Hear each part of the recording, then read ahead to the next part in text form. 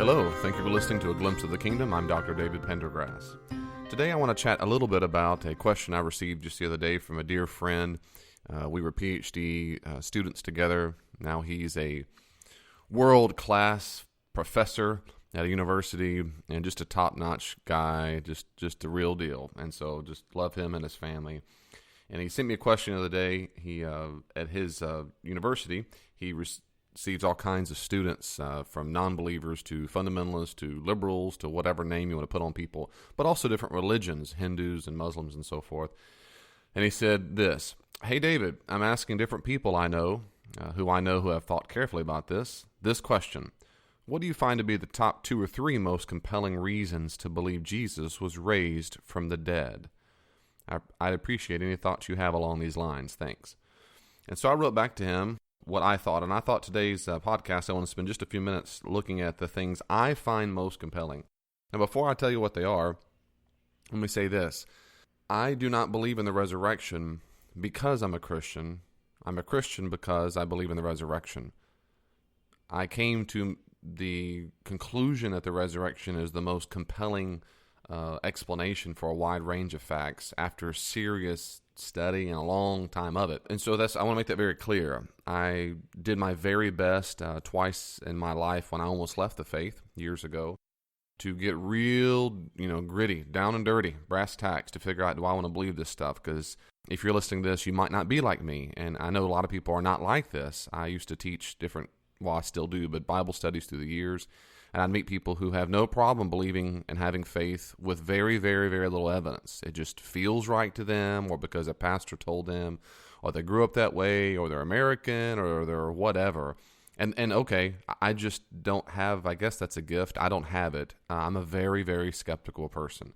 It takes me a long time to believe something.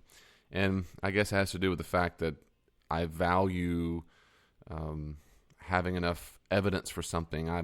I guess that's why. But I'm a very skeptical person.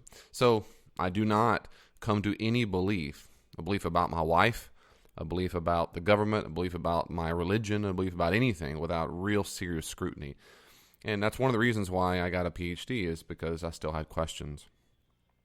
Having said that, I do not believe in the resurrection because I'm a Christian. I am a Christian because I believe in the resurrection, and that's because I've studied it very hard. Now, that's my first point. Second thing I'd say is there's really good resources that you can read about the resurrection, and I'm sure now on YouTube, because of that and social media, you can watch presentations by leading scholars on the planet talk about this. There's a couple people I mentioned during this presentation, but one of the classic, now it's a classic, it didn't come out that many years ago, by a guy who's generally considered one of the finest New Testament scholars on the planet. His name is N.T. Wright. And he is just awesome. I don't see everything the same way that he does, but that's okay. But he is just a guy you need to listen to. And he wrote a book on resurrection called The Resurrection of the Son of God. And it is the go-to book to determine a lot of things about happening in the ancient world and the evidence for it. So him and a guy named Larry Hurtado has written several books on this topic, or about early divinity of Jesus and so forth. Another guy named Richard Bauckham. You need to know these names if you're a Christian, particularly Richard Bauckham, Larry Hurtado, Tom Wright, or I call him Tommy Wright sometimes, because we're old friends, No, because I met him one time, or maybe twice. No, one time. And so therefore we're BFFs, of course. I'm sure he remembers that meeting we had. It was life-changing on both ends, I'm sure. But he is the real deal. So my point is, there's some really good scholars out there. If you're a skeptic listening to this podcast, I'm so glad you're listening, and I'm impressed. 2, I really encourage you to read as much literature as you can and not give up too quickly, because there's some really good stuff out there. The third thing I'd say is this, and then I'll give you my reasons. The third thing is this.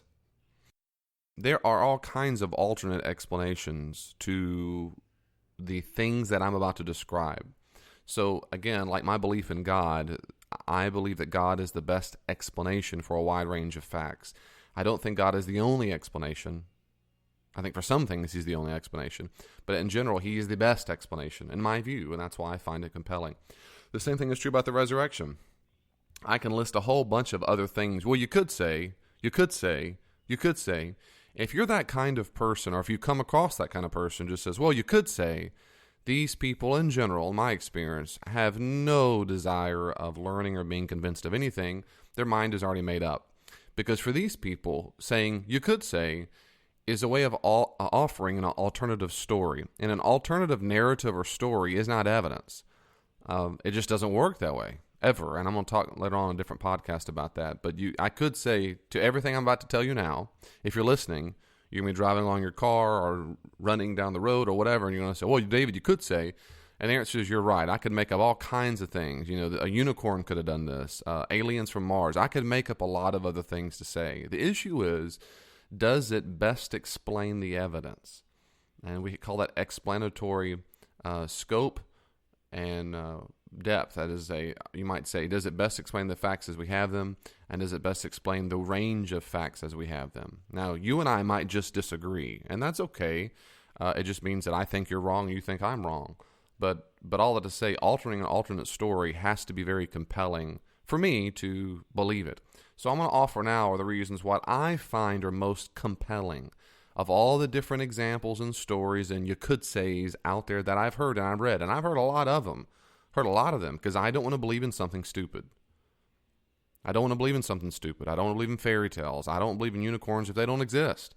And I certainly don't want to believe in the resurrection and devote my entire life to something that is idiotic if there's no evidence for it.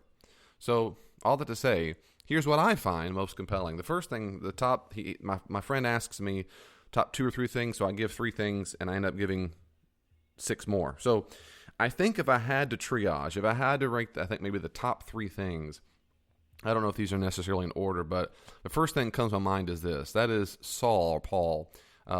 Saul, Paul, and by the way, his name was always Saul or Shaul in Hebrew, and Paulus in Greek, Saul, Paul in the New Testament. He was always named that. He didn't convert and his name changed to Paul. That's a church legend that's just silly. It's nowhere in the Bible. Anyway, Saul, Paul, of course, was an adamant opponent of what we call the Jewish Messianists, these early Jewish Christians. Jewish Christian means they're Jew by ethnicity, but they're Christian in their beliefs. So Saul Paul was an opponent of these guys. In fact, his job was to arrest them, not just kill them on the spot. His job was to go figure out who's saying, hey, I heard David over there saying Jesus is the Messiah. Go get him and arrest him and bring him back to the synagogue. And when he gets to the synagogue, if he doesn't recant his beliefs, we beat him. We give him synagogal discipline. We lash him. We whip him in the hopes that he'll stop saying that stupid nonsense. Well, Saul Paul, his job was to arrest Christians. These are Jews, Christians. And he almost certainly never met Jesus, and he certainly was no friend to his followers. And then he absolutely changed sides. Now, he didn't change sides of being an ethnic Jew. He stayed a Jew till he died, but he changed sides of his beliefs for sure. Then he went around in the face of profound persecution on all sides, telling everyone that Jesus was resurrected and the living Lord. Now, there's a whole lot there I'm not talking about, but you need to read Acts 9 and following. You need to read Galatians. You need to read all of the New Testament. But my point is, Saul Paul's conversion is profound, and nobody doubts that he had some religious experience, and that his religious experience, from being a profound enemy of it, to turn completely around and then get persecuted by the very people that he used to be friends with. And he told them to their face over and over and over, he's been resurrected. I met him. He is the living Lord. I think the resurrection best explains what you might call his quote-unquote conversion experience. It best explains his theology, his mission, his message, and the hope, and on and on. So I think the resurrection best explains that. I do not think visions on the road and so forth alone or delusions make a person do what he did, and eventually all the way to the place where he gets killed for his faith. And I'll talk about that in a second. So I think his conversion is best explained by the resurrection of Jesus. 2, and this is incredible, from within decades, the earliest Jewish Christians were writing songs to Jesus as if he were living Lord. They were praying to Jesus. They were healing people in his name. They were baptizing in his name. They celebrated his death, and that it was atoning. That is, it saved them. They preached boldly in his name. Now, today we hear that and go, yeah, so what? But you understand, Jews never did things like that. Ever. Ever. They didn't even do that with the other major Messiah figures and prophets near his life or death. Now, here's a list of the so-called, we might call Messiah figures. Now, these are people who claim to be the Messiah, or they didn't claim it, but their followers sure did. Here's a list of them around the time of Jesus, from 4 BC all the way to, say, 132, so about 100 years. Judas of Sepphoris, Simon of Perea, Athronges, Menahem, John of Gischala, Simon Bar-Giora of Gerasa, Lucuas of Cyrene, Simon ben Kosiba or Bar Kokhba. So all these guys were messianic figures. Then there's the prophets who were very popular, like John the Baptizer. One called the Samaritan, one called Theudas, one called the Egyptian Jew. There's anonymous, quote-unquote, imposter. There's another guy named Jesus, son of Ananias, in the late 60s. Jonathan the Weaver, refugee of Cyrene. So these are all kinds of Messiah figures and prophets. And when they died, no one claimed that God the Father had vindicated that Messiah or prophet by giving that person a new transformed spirit-infused body after he died. None of them did that. Either the group disbanded that followed that Messiah or prophet, they either disbanded or they followed the main leader's next in line kin, usually a brother. So what's so fascinating is, why didn't the earliest disciples just follow James? James, Jesus' half-brother. Now, James becomes a prominent leader in the Jerusalem church, but why didn't they just follow James? Why is it that they did not do what every other Jew in recorded history did, which was give up? Why start going and telling everybody he's been resurrected from the grave, he has a brand new body, and he is the ruling Lord, if it didn't happen? Why go around praying to him, singing songs to him? They didn't pray to Moses. No Jew prays to Moses. No Jew wrote songs to Abraham. No one healed people in the name of Elijah. Ever. You don't do that in Judaism. You don't do that. The reason why you don't do that is because that is to place that person into the divine identity. And that's a big deal. So I think the resurrection best explains why the earliest Jewish Christians talked, acted, and thought as if Jesus were alive and well, present with them, and governing the events of history as ruler with God the Father. That's my second point. I think the resurrection best explains why they did all those crazy things in Judaism, in the context of Judaism.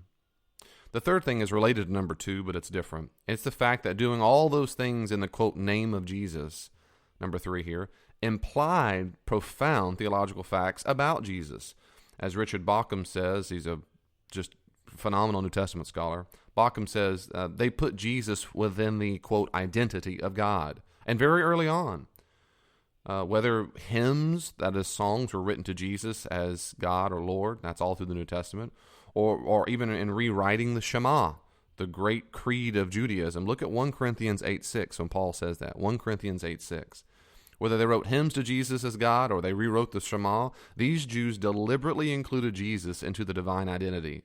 And this is the kind of thing that's never, ever been done in the history of Judaism. Ever. It's never been done since. It was never done before. It's never been done since. You don't write songs to a dead Jewish guy, no matter how phenomenal he was. I mean, Jews have profound respect for Moses and Abraham, and no one heals in his name or writes songs to him. In fact, what the earliest Jewish Christians did is put Jesus into the divine identity, as Bauckham calls it. And that's right. They believed that Jesus was ruling over creation. They believed that he was an agent in creation itself, and therefore he was worthy of worship. And you don't worship Moses and Abraham. You don't worship angels. So this is powerful stuff, and I think the resurrection best explains why they would include Jesus in the divine identity. That is, it leads to that belief. I don't think the resurrection means he's divine. Resurrection does not mean he's divine. I think it leads to that belief. So the top 3 reasons for me are Saul Paul's conversion, a profound enemy who changes. Number 2, that the earliest Jewish Christians, within a few years, start acting like Jesus has been raised from the dead and doing all kinds of things in his name and healing and so forth. And number 3, that they place Jesus himself, they lead to the belief very quickly, very quickly, to the fact that he is in the divine identity. Now, having said that, I want to say that a very common charge and misunderstanding, just of ignorance, of how Christianity developed, is to say that Jesus divinity developed in the Nicene era. You might say the mid 4th century. And this is they're just wrong. They're just mistaken. And so there's all kinds of books out there, when Jesus became God and so forth. And so early on, he was just a cool follower, like the Da Vinci Code and all that kind of nonsense. I mean, it's just nonsense. It's nonsense. That stuff would be laughed out as nonsense at any meeting of professional scholars. I mean, for example, if you went to the go-to scholarly place around the world for biblical scholarship of religion called Society of Biblical Literature, and believe me, this is not just a bunch of Bible thumpers sitting around and talking about Jesus in the King James Version or whatever. These are world-class scholars, Jews, atheists, Christians, Muslims, anybody who studies biblical text, and of course, and so forth. They get together, and there's international meetings, national meetings, regional meetings, and the SBL is the premier place to go. If you went to the SBL and said everybody that Jesus and did a poll of 1,000 scholars, and there are tens of thousands of scholars in the SBL. I'm just giving a big sample, 1,000 scholars. How many of them think that Jesus started out being understood as a mere mortal, just a dude, and then later on, now they made him a god? You might find a few out of 1,000, maybe. In other words, it's just not good scholarship to say such nonsense. It doesn't mean, therefore, Jesus was divine just because the earliest people believed it. I'm only saying it's real bad nonsense to say that the earliest believers had to wait centuries. It's just ridiculous. So having said that, I'm trying to help sweep away any of you believing such nonsense, but also purchasing books. And I just want to be a blessing. I'm trying to help you save your money. So when you go to Barnes & Noble and you go to Newsweek and whatever, and every single stinking Easter, there's a brand new Time article and whatever it says. The brand new cutting-edge scholar said Jesus was just a dude, and then 4th century they made him a god because they're a bunch of crazy Greek Gentile thinkers. That's just ridiculous. Well, that's all for now. Next time I'm going to give you the following 6 reasons why I think it is the most reasonable and compelling evidence to think that the resurrection actually occurred. God bless you. I'll see you next time. Thank you so much for listening to today's Glimpse of the Kingdom. If you want more theological reflections, go to davidpendergrass.com. If you want me to come out to your church or to help your organization with consulting, go to davidpendergrassconsulting.com.